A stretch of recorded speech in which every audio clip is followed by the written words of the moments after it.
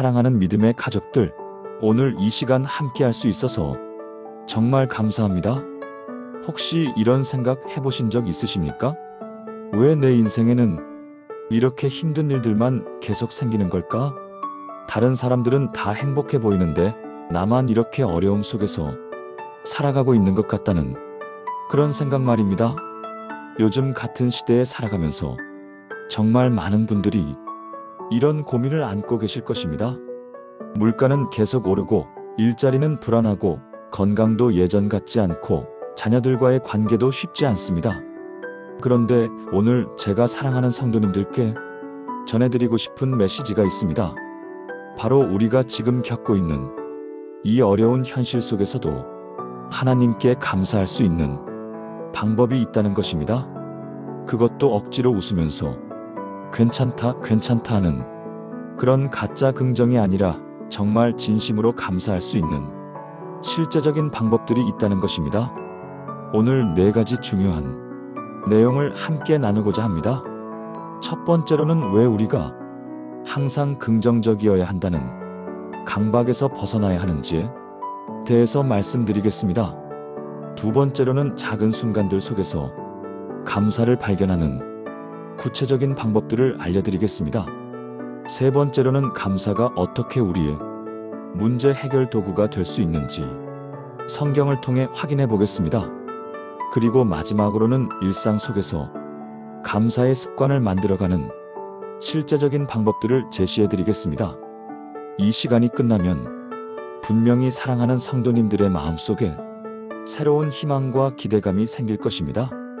그리고 지금까지와는 완전히 다른 관점으로 여러분의 일상을 바라보게 되실 것입니다.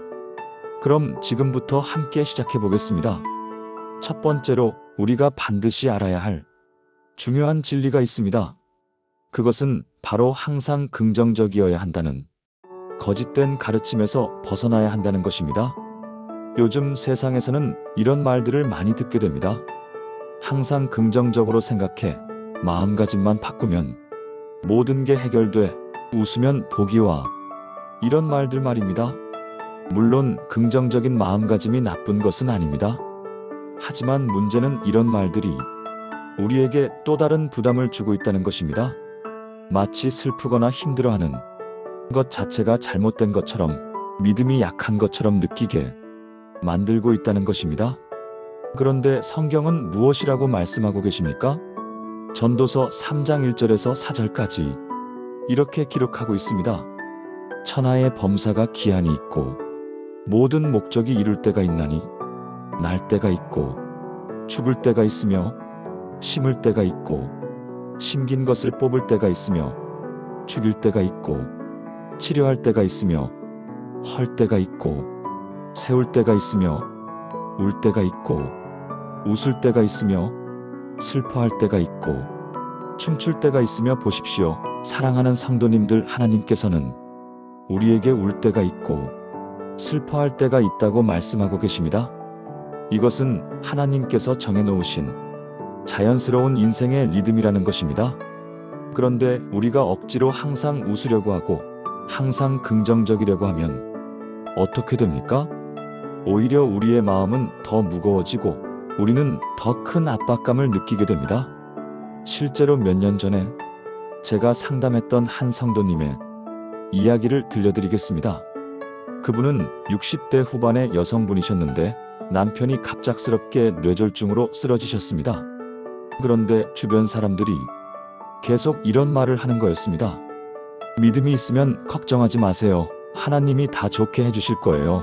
항상 감사하고 기뻐해야죠. 그 성도님은 그런 말을 들을 때마다 자신이 믿음이 없는 사람 같아서 더 괴로웠다고 하셨습니다.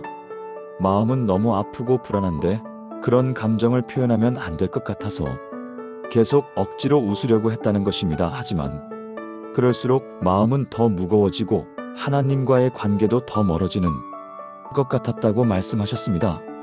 그때 제가 그 성도님께 무엇이라고 말씀드렸는지 아십니까? 성도님, 지금 아프시고 불안하신 그 마음이 너무나 당연합니다. 그리고 그런 감정을 느끼는 것이 믿음이 없는 것이 아닙니다.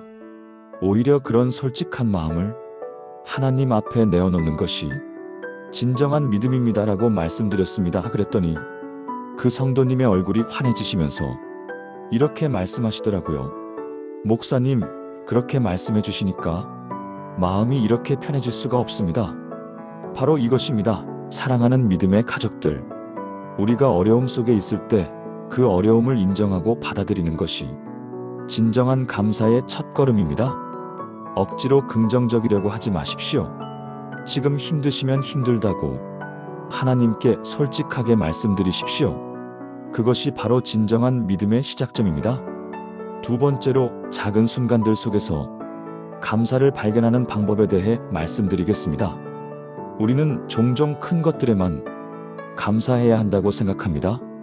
건강이 완전히 회복되어야 감사하고, 경제적 문제가 완전히 해결되어야 감사하고, 가정의 평화가 완전히 정착되어야 감사한다고 생각하는 것입니다. 하지만 하나님께서는 우리에게 매일매일 작은 은혜들을 베풀어주고 계십니다. 문제는 우리가 그 작은 은혜들을 놓치고 있다는 것입니다. 누가복음 17장 11절에서 19절까지 나병 환자 10명이 고침받은 이야기가 나옵니다. 10명이 다 고침을 받았는데 예수님께 돌아와서 감사를 드린 사람은 단 한 명뿐이었습니다. 예수님께서 이렇게 말씀하셨습니다. 10사람이 다 깨끗함을 받지 아니하였느냐? 그 9은 어디 있느냐? 이 이방인 외에는 하나님께 영광을 돌리러 돌아온 자가 없느냐? 여기서 우리가 주목해야 할 것은 9명도 분명히 고침을 받았다는 것입니다. 하지만 그들은 그 은혜를 당연하게 여기고 넘어갔습니다. 오직 한 명만이 그 은혜를 깊이 깨닫고 돌아와서 감사했습니다. 그런데 예수님께서 그 한 명에게 뭐라고 하셨습니까? 내 믿음이 너를 구원하였느니라. 바로 이것입니다. 사랑하는 성도님들, 감사할 줄 아는 마음, 작은 은혜도 알아보는 마음이 바로 구원받은 자의 마음이라는 것입니다. 그럼 구체적으로 어떻게 작은 은혜들을 발견할 수 있을까요? 제가 실제로 성도님들께 권해드리는 방법이 있습니다. 매일 저녁 잠자리에 들기 전에 이런 질문을 스스로에게 해보십시오. 오늘 하루 중에서 가장 작은 기쁨이 무엇이었을까? 예를 들어서 이런 것들입니다. 아침에 일어났을 때 몸이 생각보다 아프지 않았던 것, 버스를 기다리는데 금방 왔던 것, 마트에서 계산할 때 앞사람이 친절했던 것, 저녁밥을 먹을 때 반찬이 생각보다 맛있었던 것, 이런 정말 사소한 것들 말입니다. 처음에는 이런 게 감사할 일인가 싶을 수도 있습니다. 하지만 계속 이런 연습을 하다 보면 놀라운 일이 일어납니다. 우리의 마음이 점점 더 예민해져서 하나님의 작은 은혜들을 더 잘 알아보게 되는 것입니다. 실제로 작년에 한 성도님이 저에게 이런 간증을 해주셨습니다. 그분은 70대 초반의 남성분이셨는데 당뇨 합병증으로 발가락 2개를 절단하는 수술을 받으셨습니다. 처음에는 정말 절망적이셨다고 하셨습니다. 목사님, 이제 제대로 걷지도 못하는데 뭘 감사해요? 라고 하시더라고요. 그런데 제가 이 방법을 알려드렸더니 한 달 후에 이런 말씀을 하시더라고요. 목사님, 정말 신기합니다. 발가락은 잃었지만 아직도 제가 스스로 화장실에 갈 수 있다는 게 이렇게 감사할 일인지 몰랐어요. 그리고 매일 아침 눈을 뜰 수 있다는 것, 밥을 먹을 수 있다는 것, 손자와 대화할 수 있다는 것, 이런 게 다 기적 같은 은혜더라고요. 보십시오. 사랑하는 믿음의 가족들. 상황은 여전히 어려웠지만 그분의 마음은 완전히 달라졌습니다. 작은 은혜들을 발견하는 눈이 생긴 것입니다. 그리고 그런 눈이 생기면 우리의 전체적인 삶의 질이 달라집니다. 같은 상황이라도 전혀 다른 경험을 하게 되는 것입니다. 여러분도 오늘부터 시작해 보십시오. 정말 작은 것들부터 찾아보십시오. 그러면 하나님께서 여러분에게 얼마나 많은 은혜를 베풀어주고 계시는지 깨닫게 되실 것입니다. 세 번째로, 감사가 어떻게 우리의 문제 해결 도구가 될 수 있는지에 대해 말씀드리겠습니다. 이 부분이 정말 중요합니다. 사랑하는 성도님들, 많은 분들이 감사를 단순히 기분 좋게 만드는 것 정도로만 생각하십니다. 하지만 성경에서 말하는 감사는 그보다 훨씬 더 강력한 것입니다. 감사는 우리의 관점을 바꾸고 우리의 지혜를 열어주고 새로운 해결책을 보게 해주는 놀라운 도구입니다. 데살로니가전서 5장 18절에서 이렇게 말씀하고 계십니다. 범사에 감사하라. 이것이 그리스도 예수 안에서 너희를 향하신 하나님의 뜻이니라. 여기서 범사에 감사하라는 것은 모든 일이 좋다는 뜻이 아닙니다. 모든 상황에서 하나님의 선하신 계획을 신뢰하고 그 속에서 배울 점을 찾으라는 의미입니다. 실제로 감사의 관점으로 문제를 바라보면 어떤 일이 일어나는지 구체적인 예를 들어보겠습니다. 몇 년 전에 한 성도님이 저에게 이런 상담을 요청하셨습니다. 그분의 아들이 대학 졸업 후 2년 동안 취업이 안 되고 있다는 것이었습니다. 주변에서는 요즘 취업이 어려운 건 다 아는 일이니까 기다리라고 하지만 정작 부모 마음은 그렇지 않잖아요. 매일매일이 걱정이고 불안이었다고 하셨습니다. 그때 제가 그 성도님께 이런 질문을 해보았습니다. 혹시 이 상황에 대해서 하나님께 감사할 수 있는 부분이 있을까요? 처음에는 이런 상황에 뭘 감사해요? 라고 하시더라고요. 하지만 함께 차근차근 생각해 보니까 이런 것들이 나왔습니다. 첫째, 아들이 아직 건강하다는 것. 둘째, 아들이 포기하지 않고 계속 노력하고 있다는 것. 셋째, 이 시간 동안 아들과 대화할 기회가 많아졌다는 것. 넷째, 가족이 서로 더 의지하게 되었다는 것. 다섯째, 이 경험을 통해서 아들이 더 겸손해지고 진지해졌다는 것. 이런 식으로 감사할 부분들을 찾아보니까 어떤 일이 일어났는지 아십니까? 그 성도님의 마음이 훨씬 평안해졌을 뿐만 아니라 새로운 아이디어들이 떠오르기 시작했습니다. 그동안은 무조건 대기업만 보내라고 했는데 아들의 적성에 맞는 중소기업도 알아보자. 아들이 정말 원하는 분야가 뭔지 다시 대화해보자. 취업 준비하는 동안 아들에게 도움이 될 만한 자격증이나 경험은 뭐가 있을지 함께 생각해보자. 이런 식으로 말입니다. 결과가 어땠는지 아십니까? 3개월 후에 그 아들이 정말 좋은 회사에 취업했습니다. 그런데 더 중요한 것은 그 과정에서 그 가족의 관계가 훨씬 더 좋아졌다는 것입니다. 이것이 바로 감사의 힘입니다. 사랑하는 믿음의 가족들, 감사는 우리의 시야를 넓혀주고 새로운 가능성들을 보게 해줍니다. 문제에만 집중할 때는 보이지 않던 해결책들이 감사의 관점에서는 선명하게 보이기 시작하는 것입니다. 성경에서 가장 좋은 예가 바로 요셉의 이야기입니다. 요셉은 형들의 시기로 애굽의 노예로 팔려갔습니다. 억울하게 감옥에 갇히기도 했습니다. 하지만 요셉은 그 모든 과정에서 하나님의 계획을 신뢰했습니다. 그리고 마침내 애굽의 총리가 되었을 때 그는 자신을 괴롭혔던 형들에게 이렇게 말했습니다. 창세기 50장 20절입니다. 당신들은 나를 해하려 하였으나 하나님은 그것을 선으로 바꾸사 오늘과 같이 많은 백성의 생명을 구원하게 하시려 하셨나니 이것이 바로 감사의 관점입니다. 어려운 상황 속에서도 하나님의 선하신 계획을 신뢰하고 그 속에서 배울 점과 성장할 점을 찾는 것입니다. 그러면 반드시 새로운 길이 열리게 됩니다. 여러분도 지금 어떤 어려움을 겪고 계시다면 한번 이렇게 생각해 보십시오. 하나님께서 이 상황을 통해서 나에게 무엇을 가르쳐 주시려는 걸까? 이 경험이 나를 어떻게 성장시키고 계실까? 이 어려움이 결국에는 어떤 선한 결과로 이어질 수 있을까?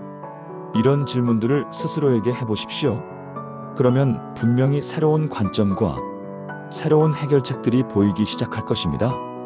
네 번째로, 일상 속에서 감사의 습관을 만들어가는 실제적인 방법들에 대해 말씀드리겠습니다. 지금까지 감사의 중요성과 효과에 대해서 말씀드렸는데, 그럼 실제로 어떻게 하면 이런 감사의 마음을 지속적으로 유지할 수 있을까요? 좋은 말씀을 들었을 때는 마음이 뜨거워지지만 일상으로 돌아가면 금방 잊어버리는 경우가 많잖아요. 그래서 제가 실제로 많은 성도님들께 권해드리고 있는 구체적인 방법들을 소개해드리겠습니다. 먼저 빌립보서 4장 6절부터 7절까지 말씀을 보겠습니다. 아무것도 염려하지 말고 다만 모든 일에 기도와 간구로 너희 구할 것을 감사함으로 하나님께 아뢰라. 그리하면 모든 지각에 뛰어난 하나님의 평강이 그리스도 예수 안에서 너희 마음과 생각을 지키시리라. 여기서 핵심은 감사함으로 기도하라는 것입니다. 그럼 구체적으로 어떻게 할 수 있을까요? 첫 번째 방법은 감사 기도입니다. 매일 아침 일어나면 가장 먼저 하나님께 감사 기도를 드리는 것입니다. 단 5분만이라도 좋습니다. 하나님 아버지, 오늘 하루도 새로운 생명을 주셔서 감사합니다부터 시작해서 어제 하루 동안 경험한 작은 은혜들을 하나하나 떠올려 보며 감사하는 것입니다. 그리고 저녁에는 하루를 마무리하면서 감사 기도로 끝내는 것입니다. 오늘 하루도 평안히 지낼 수 있도록 지켜주셔서 감사합니다라고 말입니다. 두 번째 방법은 감사일기입니다. 복잡한 건 필요 없습니다. 작은 공책 하나 준비하셔서 매일 3가지씩만 적어 보십시오. 오늘 감사한 일 3가지, 그것도 아주 간단하게 한 줄씩만 적으면 됩니다. 예를 들어서 버스 기사님이 친절하게 인사해 주셨다. 점심 김치찌개가 맛있었다. 손자가 전화해서 안부를 물어봤다. 이런 식으로 말입니다. 처음에는 쓸 게 없을 것 같지만 계속 하다 보면 점점 더 많은 것들이 보이기 시작합니다. 그리고 나중에 힘든 일이 있을 때 그 일기를 다시 읽어보면 하나님께서 얼마나 많은 은혜를 베풀어 주셨는지 다시 한번 깨닫게 됩니다. 세 번째 방법은 감사 나눔입니다. 혼자만 감사하는 것이 아니라 다른 사람들과 함께 나누는 것입니다. 가족들과 함께 식사할 때 오늘 감사한 일이 뭐 있었나? 하고 서로 이야기해보는 것입니다. 아니면 믿음의 친구들과 만날 때 서로의 감사 제목들을 나누어 보는 것입니다. 이렇게 하면 내가 놓쳤던 감사할 일들을 다른 사람들을 통해서도 발견하게 됩니다. 그리고 다른 사람들의 감사 이야기를 들으면서 나도 더 깊은 감사의 마음을 갖게 됩니다. 네 번째 방법은 감사 암송입니다. 감사에 관한 성경 구절들을 외워서 수시로 고백하는 것입니다. 데살로니가전서 5장 18절 범사에 감사하라. 이것이 그리스도 예수 안에서 너희를 향하신 하나님의 뜻이니라. 시편 107편 1절 여호와께 감사하라. 그는 선하시며 그 인자하심이 영원하미로다. 이런 말씀들을 마음속에 새겨놓고 힘들 때마다 이 말씀들을 고백하는 것입니다. 그러면 우리의 마음이 다시 하나님께로 향하게 되고 감사의 마음을 회복할 수 있습니다. 실제로 작년에 한 성도님이 이런 간증을 해주셨습니다.